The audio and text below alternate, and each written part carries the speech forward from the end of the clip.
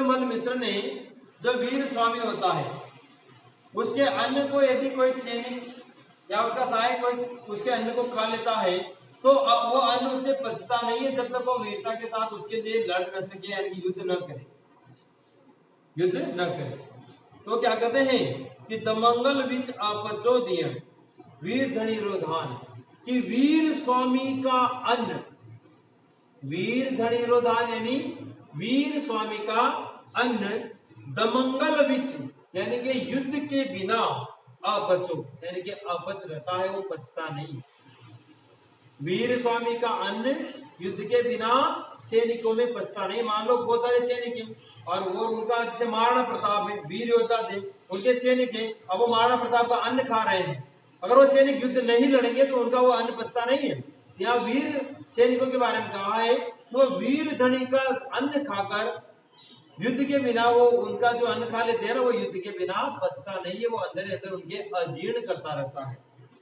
आगे देखो, जीवन धन बाला जी का छोड़ो जर समा, और जिन व्यक्तियों को, जी का मतलब जिन्हें, जीवन यानी कि जीवन, धन यानी स्त्री, कि जिन व्यक्तियों को जीवन और स्त्री, बाला यानी कि प्रिय, कि जिन लोगों को जीवन और स्त्री प्रिय है वो इस अन्न को जहर के समान समझकर छोड़ दे, वो इस अन्न को न खाए, वरना उनके लिए तो क्या हो जाएगा, जहर बन जाएगा। भाई वो तो स्त्री के प्रेम में उलझे रहेंगे, अपने जीवन जीने में व्यस्त रहेंगे, तो वो लोग वीर धनी के अन्न को बचा नहीं पाएंगे। आगे देखिए 12 नंबर, नह डाकी अरिखावणो आया केवल बार बदावधी निज खावणो सो डाकी सरदार। यहाँ डाकी का अर्थ क्या है, वीर सेनापति, याद कर लीजिए आप। डाकी, डाकी यानी वीर सेनापति, मतलब तो डाकर को जुड़े जाओ। डाकी का मतलब यहाँ पर क्या है, वीर सेनापति।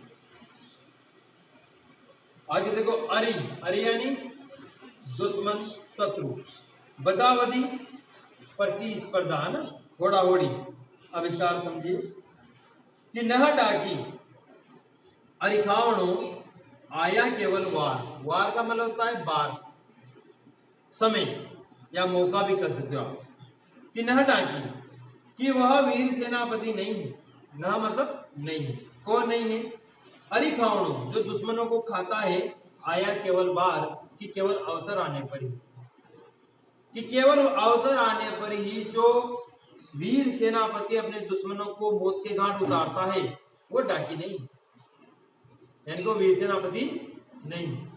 क्यों भाई, मौका आने पर तो सभी मारते हैं, युद्ध में जाकर तो सभी मारते हैं।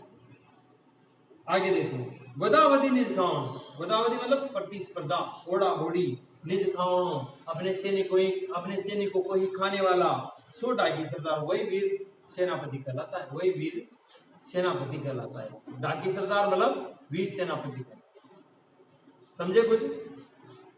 दोबारा देख लो कि ये कह रहे हैं कि नह डाकी अरिखावणो यानी कि दुश्मनों को आया केवल वार, कि केवल समय आने पर या वार आने पर ही दुश्मनों को मारने वाला डाकी नहीं कहलाता, यानी कि वीर सेनापति नहीं कहलाता। वीर सेनापति तो वो कहलाता है जो बदावधी निज खावणो की प्रतिस्पर्धा में अपने सैनिकों को ही खाता रहता है, यानी कि घर बैठे बैठे ही अपने सैनिकों से ही अपनी वो जो युद्ध लड़ने की कला है उसकी प्रतिस्पर्धा करता रहता है कि मैं इससे तेज लड़ूं, मैं इससे और जोरदार लड़ूं, इसलिए वो अपने सैनिकों को ही खाने वाला हो जाता है, अपने सैनिकों को हमेशा युद्ध के लिए उकसाता रहता है, तैयार करता रहता है, युद्ध में लड़ मरने के लिए उनके सैनिक तैयार रहते हैं, तो वह निज खावण यानी कि अपने सैनिकों को ही खाने वाला होता है। आगे देखिए, डाकी ठाकर रो रिजक ताखा रो विष एक दर मोहाई उतरे सुनिया सूर अनेक। अब यहाँ को शब्द आए, देखो एक तो शब्द आया अपने ताखा, ताखा यानी क्या होता है बताओ, तक्षक, एक सर्प का नाम है, सर्प की जाति, तक्षक सर्प, तक्षक नाग। और एक आया है गहल, गहल, गहल यानी जहर, गहल यानी क्या होता है, जहर होता है। तो आगे फिर डाकी ठाकर यानी कि डाकी सरदार यानी कि वीर सेनापति का वर्णन करते हुए सूर्यमल मिश्र कर रहे हैं कि डाकी ठाकर रो रिजक, रिजक मतलब रोजी रोटी, शाखा यानी कि तक्षक सर्प, विख यानी कि विष, गहल यानी कि जहर, मुआ यानी कि मरने पर, उतरे यानी उतरता है। ठीक है, अब इसका अर्थ देखिए कि डाकी ठाकर रो रिजक, कि वीर सेनापति के यहाँ खाई हुई रोटी या रोजी रोटी, जो सैनिकों को रोजी रोटी मिलती है ना सेनापति से, कि डाकी ठाकर रो रिजक, कि डाकी ठाकर की रोजी रोटी, और ताखारो विष एक, और तक्षक सर्प का विष दोनों एक ही, दोनों समान है। कि डाकी ठाकर के द्वारा दी गई रोजी रोटी और तक्षक सर्प का जो जहर होता है वो दोनों क्या है, एक समान है। गहल मुहाई उतरे, गहल मतलब जहर, मुहाई यानी कि मरने पर ही उतरे उतरता है। सुनिया सूर ने, इस बात को कई सूरों ने यानी कई वीरों ने सुना है, यानी कि तक्षक सर्प अगर किसी को काट ले तो उसका जहर मरने के बाद ही उतरता है इंसान से, यानी कि इंसान बच नहीं पाता। ठीक वैसे अगर कोई डाकी ठाकर का रिजक प्राप्त कर ले, यानी कि उसके यहाँ रोजी रोटी प्राप्त कर ले, तो उसकी रोजी रोटी का जो उसके अंदर जहर फैला है, यानी कि रोजी रोटी के कारण उसके अंदर जो उत्साह स्वामी भक्ति की भावना आई है, वो कब उतरेगी, जब वो वीरता के साथ युद्ध लड़कर अपने वीर सेनापति के लिए शहीद हो जाए, अपने प्राणों की आहुति दे दे। तो डाकी ठाकर रो रिजक और ताखारो विष तक्षक सर्प का विष दोनों एक समान बताए हैं, और वो दोनों मरने के बाद ही उतरते हैं। सेनापति जो शहीद होकर उसको उसके नशे को उतारता है, और जहर जब व्यक्ति मर जाता है तभी उतरता है। आगे देखिए 14 नंबर, डाकी ठाकुर सहन कर डाकण दीठ चलाए, मायड़ खाए दिखाए थन, धन पण वलय बताए। अब यहाँ डाकी ठाकुर, माता और जो पत्नी होती है, तीनों का वर्णन किया, एक डाकण का भी चुड़ैल का वर्णन किया, 4 चीजें, यानी कि डाकी ठाकर तो कैसे अपने सैनिकों को खाता है, और डाकण कैसे खाती है, और माँ कैसे अपने वीर पुत्र को खा जाती है, और पत्नी कैसे अपने वीर पति को खा जाती है, इसका वर्णन है। देखो, डाकी ठाकर सहन कर, कि यदि सैनिक युद्ध से हार कर अपने वीर अपने सेनापति के सामने आ जाता है या भाग कर आ जाता है, तो डाकी ठाकर सहन कर, डाकी ठाकर क्या करता है, सहन करता है, इनके चुपचाप रहता है, उसे कुछ भी नहीं करता, और वो चुप रहना ही उस सैनिक को मरने के समान हो जाता है। वो चुप रहकर ही अपने सैनिक को जैसे खा जाता है। अब उसे वो कुछ नहीं करता ना, इसलिए उसको बहुत ज्यादा दुख होता है, बहुत पश्चाताप होता है कि मैं हार कर आ गया और मेरा जो सेनापति वो मुझसे नाराज हो गया। डाकण दीठ चलाए, और डाकण चुड़ैल क्या करती है, नजर से ही देखकर ही लोगों को खा जाती है। नजर लागी क्या, तो कहते ना कई लोग नजर लागी क्या, तो चुड़ैल चुड़ैल जो उनकी क्या, तो हाँ भाई कहीं भाई सही बात लागत है, और कहीं की नजर लगते व्यक्ति की मृत्यु हो जाती, लोग मानते हैं, समाज में प्रचलित धारणा है, तो वो नजर से ही खा जाती है। और देखो, मायड़ खाए दिखाए थन, यहाँ थन है, सुनो, मायड़ खाए दिखाए थन, और माता अपने स्तनों की तरफ इशारा करके अपने पुत्र को खा जाती है। यानी कि अगर किसी माँ का पुत्र युद्ध से हार कर आ गया या भाग कर आ गया घर पे, तो माँ क्या करते, अपने स्तनों की तरफ इशारा करके उसको दिखाते हैं कि तूने मेरे दूध को लज्जा दिया है, दूध को लज्जित कर दिया है, और तू कायरों के यहाँ पर हार कर भाग आया है। तो ऐसा कहकर अपने स्तनों की तरफ इशारा करके ही अपने पुत्र को खा जाती है। और देखो, धन, धन यानी होता है पत्नी या स्त्री, धन पण वलय बताया, वलय का मतलब होता है चूड़ा, जो सुहाग की निशानी है। और यदि किसी स्त्री का पति युद्ध से हार कर आ जाता है, तो अपने चूड़े को दिखाकर कहती है कि तूने मेरे चूड़े को लज्जित कर दिया है, और ऐसा दिखाकर ही वो अपने पति को खा जाती है। थोड़ी देर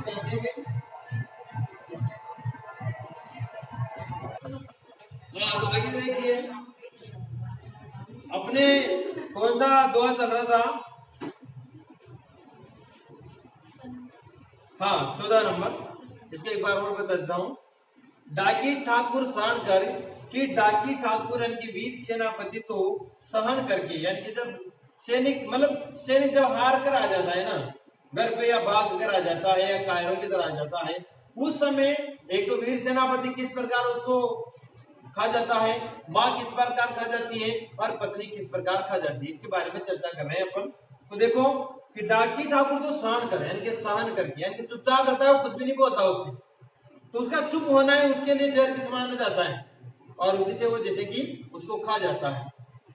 जैसे कैसे डाकण दीप चलाए, डाकण जैसे कि नजर चला करी, दृष्टि से, यानी कि देख करके ना, वो न देखता है, वो तो नजर लाएगी, डाकण लाएगी, और उसको नजर से ही खा जाती है, चुड़ैल लाग जाती है ना, वैसे वो उसको खा जाती है। और वैसे देखो मायड़ खाए दिखाए थन, यहाँ थन है कि मायड़ खाए दिखाए थन, धन तो है से, उसके पहले थन शब्द लिख लो कि माँ जो कायर पुत्र जो युद्ध से भाग कर आता है या हार कर आता है, उसको कैसे खा जाती है, अपने स्तनों की ओर इशारा करके, और स्तनों की ओर इशारा करके क्यों, क्योंकि उनसे कहती है उसे कि तूने मेरे दूध को लज्जित कर दिया है, यानी कि तू हार कर आ गया है, इसलिए मेरे दूध को लज्जा दिया है तूने, और ऐसा इशारा करने से पुत्र का मरण हो जाता है, जैसे कि वो माँ अपने पुत्र को खा जाती है। और धन पण वलय बताए, धन यानी कि स्त्री, पण यानी कि प्रण, और वलय, वलय यानी कि चूड़ा, कि स्त्री अपने चूड़े को दिखाकर, पुरुषार कर आता है पति तो उसको अपना चूड़ा दिखाती हो, और चूड़े को दिखाने का मतलब है कि तूने मेरे चूड़े को लज्जित कर दिया है, इनके पति की निशानी है, वैसे सुहाग की निशानी चूड़ा, कि तूने उसको लज्जित कर दिया, और ऐसा कहकर, यानी कि इस प्रकार चूड़े को दिखाकर जैसे पत्नी भी अपने पति को खा जाती है। आगे समझ में, आगे देखिए 15 नंबर, सहणी सब रही हूं सकी, दो उर उल्टी दाह, दूध लजानो पूत, सम वलय लजानो नाह। नाह का क्या अर्थ होता है, कोई बता सकता है? नाह का है पति या स्वामी, ठीक है। सहणी, सहणी यानी कि सहन करना, सब रही हूं सकी, दो उर, उर यानी कि हृदय, दाह, दाह यानी कि जलना या जलाना, दूध लजानो पूत, पूत यानी कि पुत्र, वलय यानी कि चूड़ा, और नाह यानी पति। अर्थ देखिए अब इसका कि यहाँ पर वीर नायिका यानी कि सतराणी नायिका कह रही है अपनी सखी से, कह रही कि हे सखी, मैं और सब चीजें सहन कर सकती हूँ, केवल दो चीजों को छोड़। क्या कर रही हो कि मैं, कि हे सखी मैं सब चीजें सहन कर सकती हूँ केवल दो चीजों को छोड़कर। सहनी सब रही हूँ कि हे सखी मैं सब सहन कर सकती हूँ, दो और उल्टी दाह, दो चीजें मेरे हृदय में उल्टी तरह, दाह यानी कि मेरे हृदय को जलाती है, दो चीजें सहन नहीं कर सकती मैं, बाकी सब सहन कर सकती हूँ। अब वो दो क्या क्या है देखो, कि दूध लजानो पूत, कि मेरे दूध को लज्जित करने वाला पुत्र, और सम वलय लजानो ना, और मेरे चूड़ों को लज्जित कर देने वाला मेरा पति।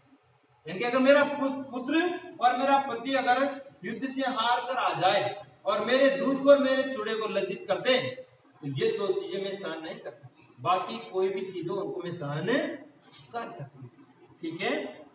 नंबर 16 देखिए, जय खल बग्गा तो सखी, मोता हल सजथाल, निज बग्गा तो नाहरो सुनो, नारो साथ न सुनो ता। खल यानी कि होता है दुष्ट, खल यानी क्या होता है, दुष्ट। फिर देखिए आप, भग्गा भाग गए, तो सकी कह सकी, मोताहल यानी कि मोतियों का थाल, मोताहल यानी मोतियों का थाल, मोतियों का थाल, मोताहल यानी मोतियों का थाल। फिर देखिए आप, निज बग्गा, निज यानी कि अपने, बग्गा यानी भाग गए, तो नाहरो, नाहरो मतलब, नाह मतलब अभी बताया था मैंने, ये रहा, हाँ नाहरो यानी कि पति का, साथ न सुनो टाल, साथ सुना मत का। एक वीर सतरानी अपनी सखी से कह रहे हैं कि हे सखी, युद्ध चल रहा है मतलब, कि हे सखी अब तो युद्ध का समाचार बता मुझे क्या है। जे खलबग्गा, जे खलबग्गा मतलब कि अगर युद्ध से दुष्ट भाग गए, यानी कि दुश्मन भाग गए, तो सखी मोताहल सजता, कि तुम मोतियों का थाल सजा ले, यानी कि दुष्ट यानी कि दुश्मन भाग गए, खल यानी कि दुश्मन भाग गए, तो तुम मोतियों का साथ डाले, क्यों कहा उसने? भाई दुश्मन भागे, इसका मतलब हमारे पति, हमारे जो योद्धा हैं, हमारे जो सैनिक हैं, वो जीत गए, यानी कि हमारी क्या हो गई? जीत हो गई। और तुम मोतियों का ताज सजा ले, जिससे मैं हमारे वीर योद्धा यानी कि मेरे जो पति हैं वो युद्ध जीत कर आ रहे हैं, उनकी मैं आरती उतारूं। मोतियों के थाल से मैं उनकी क्या उतारूंगी? आरती उतारूंगी। अब आगे देखो, निज भगा, अगर अपने ही भाग गए हैं, अगर अपने ही सैनिक युद्ध से भाग गए हैं, तो नारो साथ न सुनो टाल, तो तू मेरे पति का साथ सुना मत टाल और मेरे सती होने की तैयारी कर। क्यों कर रही है वो इसलिए कर रही है कि अगर अपने सैनिक वहां युद्ध से भाग गए, इसका मतलब मेरे पति युद्ध में मारे जा चुके हैं, वीर गति को प्राप्त हो चुके हैं, वरना मेरे यानी कि अपने सैनिक वहां से भागते नहीं, इसलिए वो वीर गति को प्राप्त हो गए हैं। अब मैं उनके साथ ही सती होंगी, इसलिए नाहर हो गए कि मेरे पति का साथ तू सुना मत टाल, जल्दी से मेरे सती होने की तैयारी कर ले, ताकि मैं भी उनके साथ ही सती हो जाऊं। होती थी ना पहले नारिया सती, यानी कि उसकी लाश के साथ ही जल जाया करती थी। 17 नंबर देखिए, हथ लेवे ही मूट किण हाथ विलगा माए, लाखा बाता हेक लो चूड़ो मोन लगे। हथ लेवे यानी कि पानी ग्रहण, पहले के समय हाथ में दिया जाता है ना, वो मूठ, तलवार की मूठ, जानते हो तलवार को पकड़ने की जो जगह होती है ना, उसे कहते हैं मूठ। विलगा, विलगा यानी कि छूना, स्पर्श करना। लाखा बाता यानी कि लाखों बातें, हेक लो अकेला, चूड़ो मोन लजाए, मेरे चूड़े को लज्जित नहीं करे।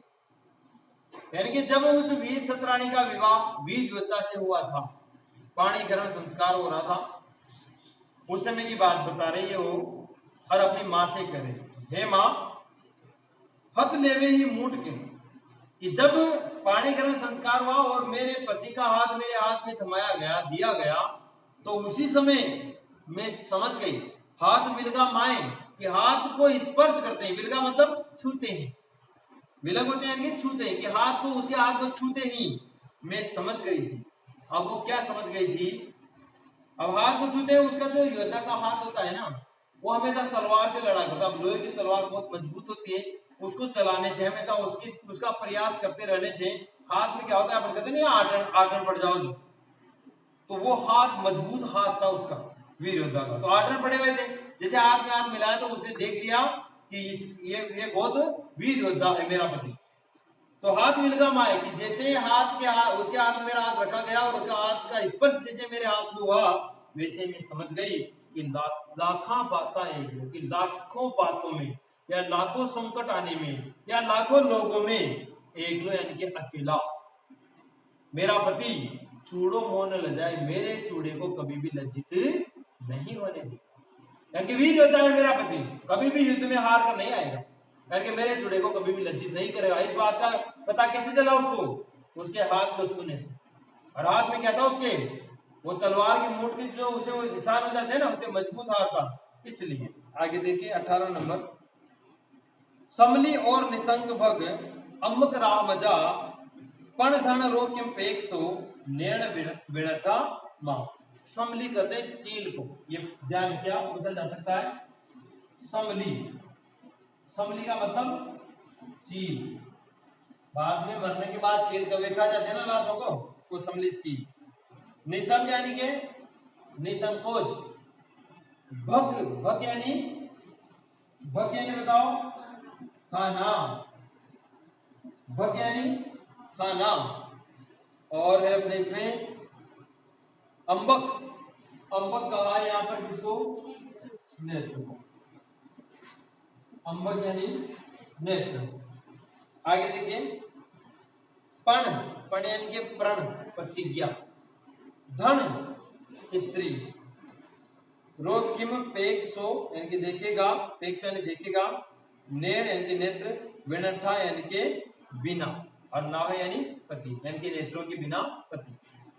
अब देखिए आगे वीर सतरानी क्या कर रही है कि यानी कि मान लो उसका पति शहीद हो गया, उसके बाद की घटना बता रही कि मानो मेरा पति शहीद हो गया, सतरानी का पति युद्ध में लड़ता हुआ क्या हो गया है, वो शहीद हो गया है, मर गया है, वीर गति को प्राप्त कर हो गया है। तो वह क्या कर रही है सतराणी कि समली और निशंक भक्त की है समली, मतलब चील, चील से कर रही है कि है चील और निशंक भक्त की और सभी अंगों को निसंकोच तू खा ले, नाश्ता कर ले, निसंकोच खा ले, तू उसके हाथ को खा ले, पांव को खा ले, सबको खा तू। अंबक राह मजा, अंबक मतलब राह मतलब रास्ता, मजा मत जा, क्यों तू मेरे वीर पति की आंखों के रास्ते में मत जा। चाहे उनके पैरों को खा, हाथों को खा, कुछ भी खा, लेकिन उनकी आंखें है ना उस रास्ते में मत जा। गिद्ध देखे आप, गिद्ध सबसे पहले आंखों को खाते हैं, तो तू उसकी तरह मत कर, गिद्धों की तरह सबसे पहले आंखों को मत खाना, आंखों के रास्ते में जाना है मत, और सब खा ले तू। क्यों कर रही है वो नायिका यानी कि सतराणी ये बात क्यों कर रही है कि पण धन रो किम पेक्ष, पण मतलब प्रतिज्ञा, धन मतलब स्त्री, किम यानी कि कैसे, पेक्ष यानी कि देखेगा। अगर तू उनकी आंखों को खा जाएगी तो वो अपनी पत्नी के सती का जो उनकी पत्नी ने यानी कि मैंने जो सती का अपहरण कर रखा है उस प्रतिज्ञा को पूरा होते हुए कैसे देखेंगे। अगर तू उनकी आंखों को ही खा जाएगी तो मैं सती होंगी ना, तो उसको कैसे देखेंगे, इसलिए तू उनकी आंखों के रास्ते में मत जा। नेड़ विनता ना, नेड़ यानी कि नेत्र, विनता यानी कि बिना, ना यानी कि पति, कि पति बिना नेत्रों के मेरे सती होने को कैसे देखेगा। आ गया समझ में? ठीक है, तो इसलिए तू क्या कर, उनकी आंखों को मत खा, बाकी कुछ भी खा ले, ताकि वो यानी नायिका ये मानती है कि पति मरने के बाद भी अपनी आंखों से मेरे सतीत्व को देखता है या देखेगा। 19 नंबर देखिए, वीर धामा विल से सदा दामा दुर्लभ नाग, न्याय बड़ा घर नारिया चूड़ो पोत सुहा। दामा यानी कि मूल्य, दाम पैसे, विल से भोगते हैं, दुर्लभ यानी कि जो कठिनता से प्राप्त हो, नाग यानी हाथी, न्याय बड़ा घर नारियां चूड़ो पोत सुहा। देखिए यानी कि यहां पर सूर्यमल मिश्रण वीर योद्धाओं का वर्णन करते हुए कह रहे हैं कि बिन दामा विल से सदा दामा दुर्लभ नाग, कि जो हाथी, यहां देखना दामा दुर्लभ नाग, इसका अर्थ समझना कि जो हाथी दाम देने पर भी दुर्लभ होते हैं, यानी कि पैसा देने पर भी नहीं मिलते हैं, ऐसे बड़े बड़े हाथी, वीर वीर हाथी, उनका उपभोग वीर धामा यानी कि बिना दाम के ही, विल से यानी कि भोगते हैं यानी कि करते हैं, सदा यानी कि हमेशा हमारे वीर योद्धा, यानी कि जो वीर सेनापति वीर योद्धा होते हैं वो ऐसे हाथियों का उपभोग बिना पैसे दिए ही करते हैं, जिनका उपभोग लोगों को पैसे देने पर भी दुर्लभ होता है। कैसे करते हैं? क्योंकि वो युद्ध में जीतते हैं और युद्ध से जीतकर कई सारे हाथियों को बिना पैसे के ही ले आते हैं, तो बिना पैसे के वो दुर्लभ हाथियों का उपभोग करते हैं वीर लोग, और कई लोग पैसे देकर भी ऐसे हाथियों का उपभोग नहीं कर पाते हैं। और क्या करें आगे कि ऐसे जो वीर लोग होते हैं, वीर जो नायक सैनिक होते हैं, उनकी स्त्रियां, उनके घरों की नारियां, न्याय बड़ा कर नारियां, ऐसे न्याय ऐसे वीर योद्धाओं की नारियां, घर की नारियां चूड़ो पोत सुहाग, उनके जो हाथ का जो सुहाग का जो चूड़ा होता है ना वो आदि दांत का बना होता है, और हाथी दांत की गज मोतियों की माला भी वो कंठ में पहना करती है। हाँ, किनकी नारियां? वीर लोगों की सतराणियां नारियां, क्योंकि उनके पति युद्ध में जाते हैं ना तो कई सारे हाथियों को बिना दाम के ले आते हैं और उनका पूरा उपभोग करते हैं। ठीक है, आगे देखो, काय कलाड़ी छल की, गणाता ने ढक्कन खोल दे कलाड़ी तारी बोतल को। कलाड़ी कौन होती है? शराब बेचने वाली या बनाने वाली, उसे कहते हैं कलाड़ी। तो ढक्कन खोल दे नहीं, यहाँ पर समझो, काय कलाड़ी छल कियो सेज गुमावन रंग, फूल दवारे चाकियो चीते चौगुन जंग। काय क्यों? कलाड़ी शराब बेचने वाली, सेज यानी कि सैया, गुमावन यानी कि खोने वाला या खो दिया, फूल दवारे यानी कि फूल एक शराब का नाम है। यहाँ पर क्वालिटी की शराब है भाई, अलग अलग शराबें आती है ना, वैसे ये भी फूल क्या है, एक शराब का नाम है यहाँ पर, जो पहले बना करती होगी। चाकी यानी कि छकना, चिते यानी कि चिंतन करना, चौगुना यानी कि चौगुना, जंग यानी कि युद्ध का। ठीक है। नायिका ने क्या किया, यानी कि सतरानी ने क्या किया, अपने पति को फूल नामक मदिरा पिलाई, कलाड़ी से लाकर बड़ा फूल नामक मदिरा थी वो पिलाई।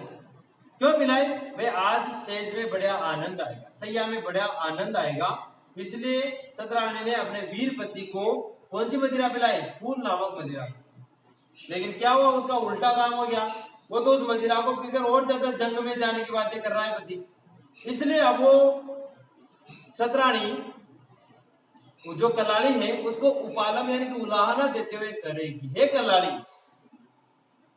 क्या कलाली, काय कलाली की, क्यों कलाली छल क्या की, क्यों कलाली तूने मेरे साथ ये छल क्यों किया तुमने, सेज गुमावन रंग, मेरे तो पूरी सेज का रंग ही खत्म हो गया, खो गया।